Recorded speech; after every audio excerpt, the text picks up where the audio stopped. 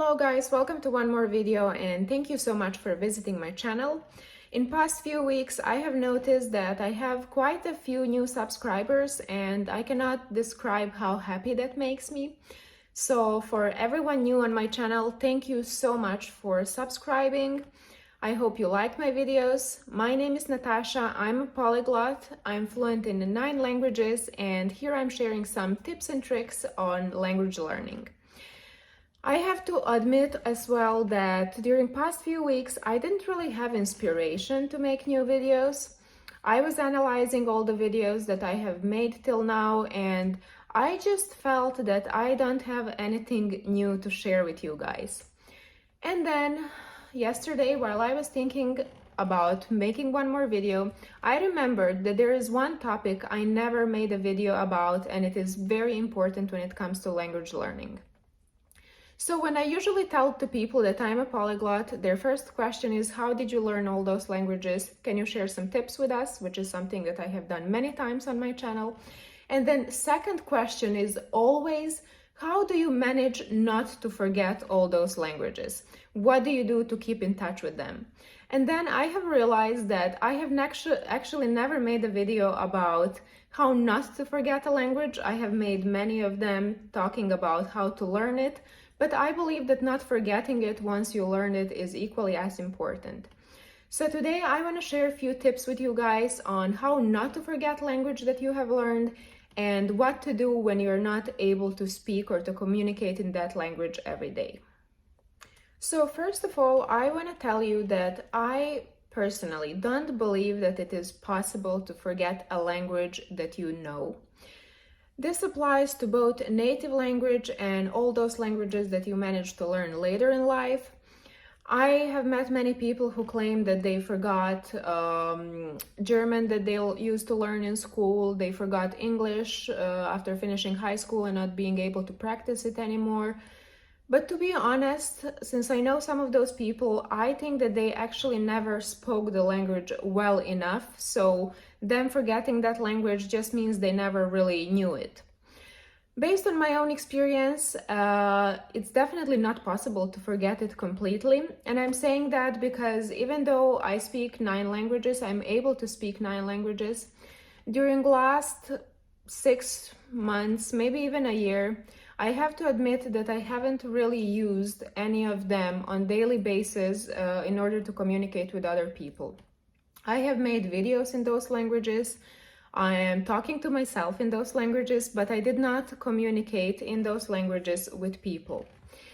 So I thought, okay, maybe this is a start of me forgetting a language and maybe this is going to be a proof for me that it is actually possible to forget a language. And then I would test myself once in a while. I would watch something in those languages that I'm not able to practice every day.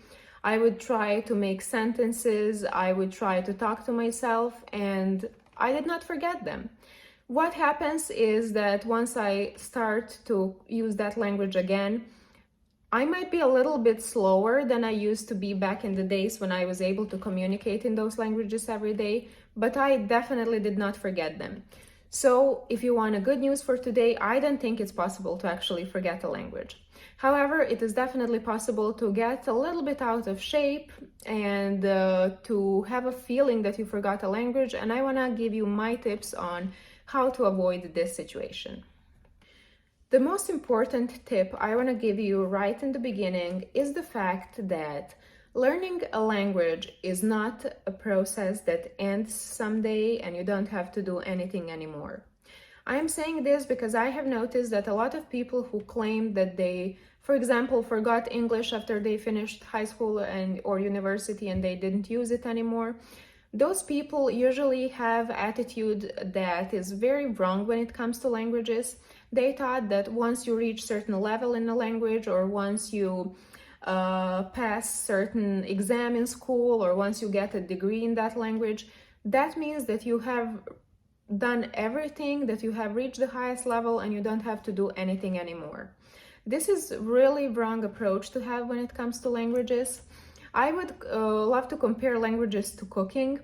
Even when you learn to bake certain cake, that doesn't mean that there are not things to improve. And since I love cooking and I love languages as well, I think they're pretty similar. Even when you have reached the highest level, there's still a bunch of things to learn. And even if you learn certain language your whole life, there will still be things that you are not perfect at, and there will still be many, many things to improve. So the most important thing when it comes to not forgetting languages is to accept the fact that you're never done learning. Tip number 2 is going to be very useful for all of you who, like me, are in a situation where you're not able to speak your languages with people every day on a daily basis.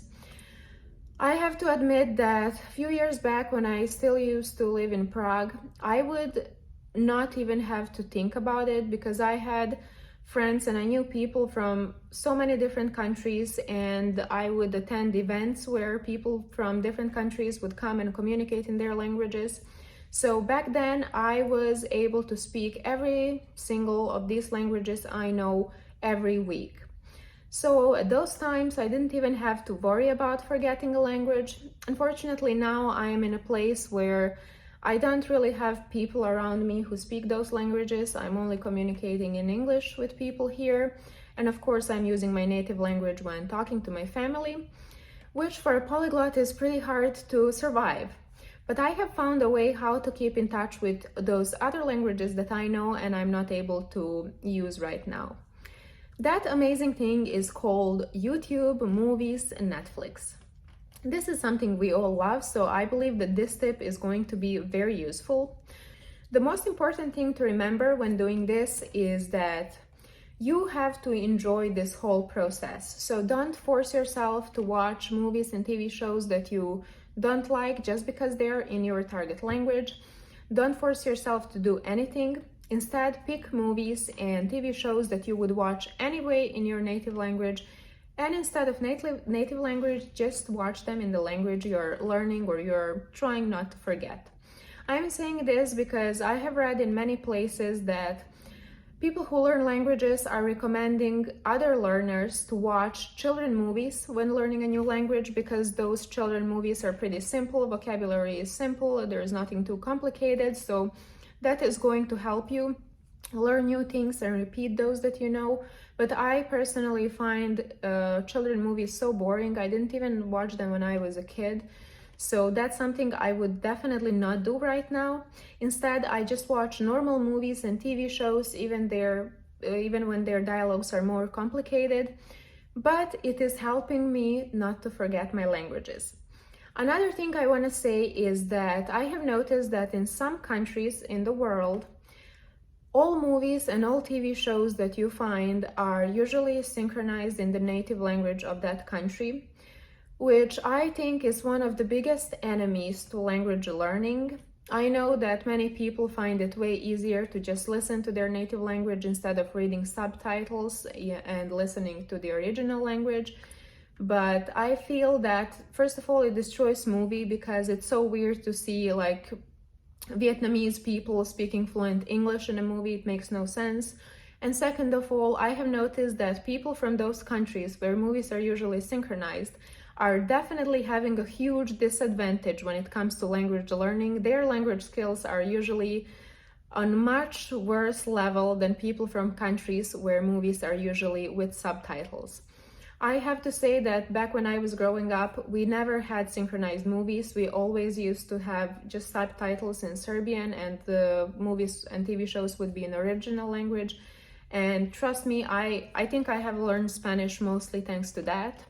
And I have also learned English or improved my English thanks to those things. So if you're unlucky to live in a country where everything is synchronized, find something online that is not going to be like that. This is going to be so useful for you when repeating the language you already know, because you are having fun watching something that you like and your brain is working and reminding you of the language that you already speak. So this is definitely so useful. And another tip that is equally as fun and equally as useful as watching movies and TV shows in your target language is to follow web pages, YouTubers, bloggers, whatever you're following on social media in those languages that you don't want to forget. I'm doing this since forever, not only because I don't want to forget those languages, but also because I find it more fun when I go on my Facebook feed and I start scrolling and I see like news in 5 languages there instead of seeing only news in English or in Serbian. So I'm following news channels, the most famous and the most important news channels from all the countries whose languages I speak. That way I keep in touch with what's going on there, and I'm also able to practice those languages. I do the same things when it comes to YouTube and Instagram. Since, as I already mentioned, I love to cook and I love watching new recipes and learning new things about cooking, I do not follow anyone in my native language, any blogger or any cook who speaks in my native language. Not because they're not good, quite on the opposite, but because for me, it is useless to listen to my native language. I don't even watch movies in Serbian. Instead, I do all those things in the languages that I don't want to forget. So if you're someone who is, for example, trying not to forget Italian, I would definitely recommend you to start cooking and watching recipes online, because there are so many of them and it is going to help you a lot. And another thing is, you're not going to even have a feeling that you are going out of your way to actually not to forget a language. You will be sitting in your chair, scrolling your Instagram or YouTube or Facebook, and you will be reading the language that you already speak, and you will keep in touch with it, and you will probably never forget it.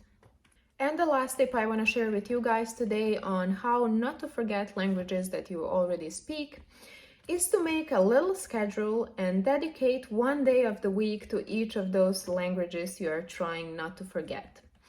This is something I used to do back in high school when I spoke quite a few languages, but unfortunately I was not able to practice them or communicate in them with people. So I would take one day of the week and dedicate it to one language. For some reason, I remember that Sundays were always for Greek. I don't know why I remember that. But what would I do is that on Sunday I would only practice Greek. I would only watch movies in Greek or TV shows or whatever I was watching back then. I would listen to Greek music, and I would usually dedicate a little bit of time to grammar as well, because that's also important not to forget. But I would not practice any other language that day. That was only Greek day. I think that this is kind of fun because you would have your own schedule and you would have a day dedicated to the language and the country and the culture. And I find that really interesting. Of course, this is hard to do if you're having a lot of other things to do, such as job, family, stuff. But I would definitely recommend you to have your own little language learning schedule. Those were my few tips on how not to forget languages that you already speak. I was not mentioning that you have to communicate with people in those languages because I believe this is something that we all know, and also because my tips are mostly dedicated to those of you who, same as me, don't have a chance to actually communicate in those languages with someone, either because you live somewhere far away from that place or because you don't have time. I have to say that nowadays communication is way easier because you have internet, you have many groups on Facebook and different social media that are dedicated to those languages. So if you want, you definitely can practice every of those languages with people, and that way you will keep in touch with it and you won't forget it. But I also have to admit that online communication is something that I just cannot do really well. For some reason, I'm not someone who likes video calls. I don't like writing too long messages. So to communicate with different people in different languages online every day is not for me. If you're good in that, then you are definitely really lucky and you will definitely not forget your languages. But for those of you who are similar to me in this, these were tips for you how not to communicate with people and not forget a language at the same time, which, if you're an introvert and if you're shy, is definitely very useful. I hope you liked these few tips. I'm sure you have even more of tips how to not forget a language, so please, if you do, write me in the comment. I have to admit that today I was not in the best shape for making a video, which you probably can tell. And it's because I haven't made a video in a month, I think. So when I'm not making videos for a long time, I'm kind of out of shape and I feel weird and I sound weird.